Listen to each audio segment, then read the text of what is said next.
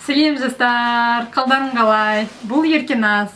Бүгінгі тақырып FameLab жобасы. FameLab халықаралық жоба. Бұл жобаның ең басты мақсаты әртүрлі ғылыми ұғымдар мен концепцияларды, жаңа инновацияларды түсінікті және жеңіл түрде қарапайым халыққа түсіндіру. Бұл жоба жыл сайын Ұлыбританияда жаз айында ғылыми фестиваль кезінде әр елдің жеңімпаздары өз жобаларының тұсаукесерін жасайды. Қазақстанда FameLab жобасы 2015 жылы ең бірінші рет ұйымдастырылды.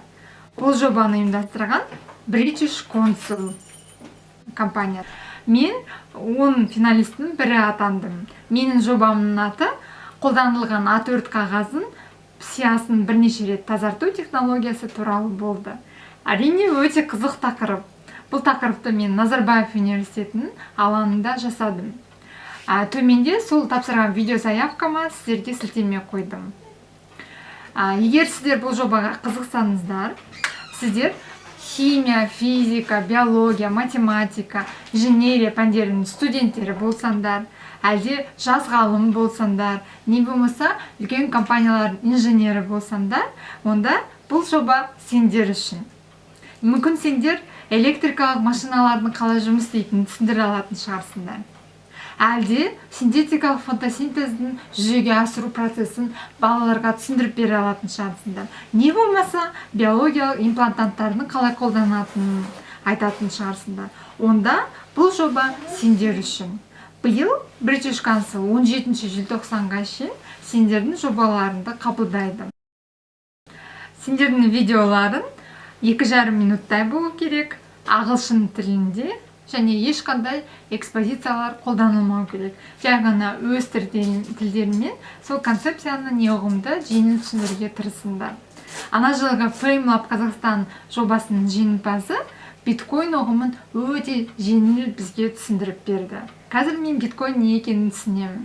Сол сияқты сендер де ол жобалармен өздерін айналыспасаңдар да, ондай ғылыми жобаның тобының өкілі болмасаңдар да, сендер қатыса аласыңдар.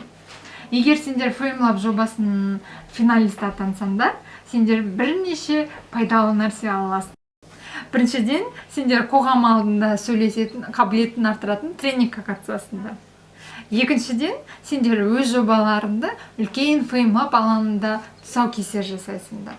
Үшіншіден, сендер Қазақстанның білімді, ғылымға құштар азамат-азаматшалармен танысасыңдар. Және егер сендер FameLab жобасының жеңімпазы атансаңдар, келесі жылы Ұлыбританияда ғылыми фестивальда өз жобаларында тұсаукесер жасауға мүмкіндіктерім бар.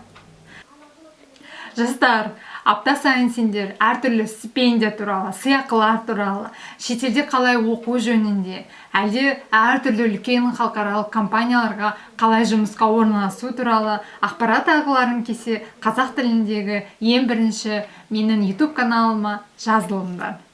Сау бол! Сонымен білемін әркімнің